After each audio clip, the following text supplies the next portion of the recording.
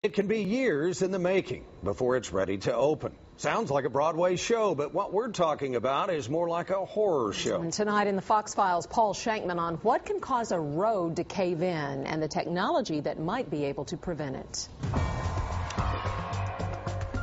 I just hope everybody all right in there. It may not be the worry that's keeping you up at night, but if you ever experience something like this, you'll never forget it. It freaks me out. It really does, because, 2 seconds later and I would have been in my car. Sinkholes are a fact of life, especially in Missouri, where much of what's underfoot is water-soluble limestone. But often, sinkholes begin forming because of something man-made. And frequently, it's a small sewer leak, hard to find and hard to prevent. That small pinprick leak may never get much bigger than it started out as. And so what you're doing is literally looking for a needle in a 9,600-mile long haystack. There's a big pile of debris. We're talking 3/4 pipe of debris. MSD uses a variety of ways to look for leaks, including robotic cameras which prowl for signs of trouble. And in St. Louis, they are not hard to find. We found so many of them in the 80s that we had to stop because they couldn't catch up. Gary Weil is the founder of EnTech Engineering. We first met Weil in 1984, just as he was beginning his career as a professional leak hunter. And one of his first jobs involved MSD. Using infrared thermography, Weil can see through dirt and pavement to detect minute differences in temperature, often caused by underground leaks. This is probably a leak.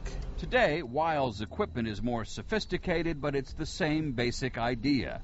So, not long after this large sewer collapse in North St. Louis on February 12th, we began wondering what we might find if we went randomly driving around the city in Gary Weil's infrared-equipped van. We began in Dogtown, and within 5 minutes, Weil had his first hit. But there's probably a leak or breach right here, and the plume itself is going around the pipe off to the left. The problem is simple. St. Louis's sewers are very old. Some parts were built during the Civil War. Probably not a street in town that doesn't have a leak underneath it. And within a few years, it will come to the surface, and it will form a sinkhole.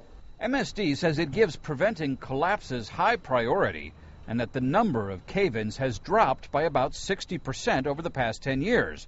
Though they admit several very dry years may be part of the reason.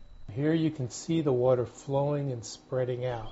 As for Gary Weil, his work for MSD ended in the early 1990s.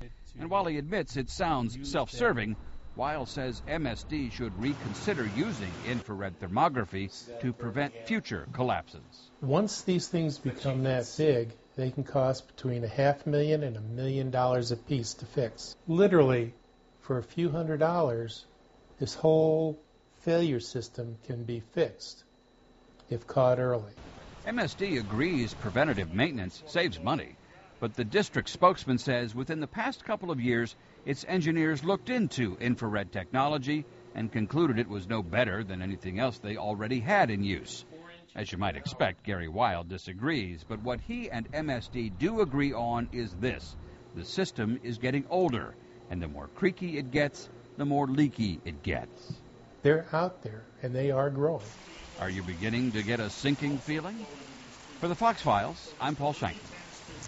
Part of MSD's issue with using infrared thermography is that just because it can find a leak does not necessarily mean it is coming from a sewer. It could be a leaking water line or just groundwater.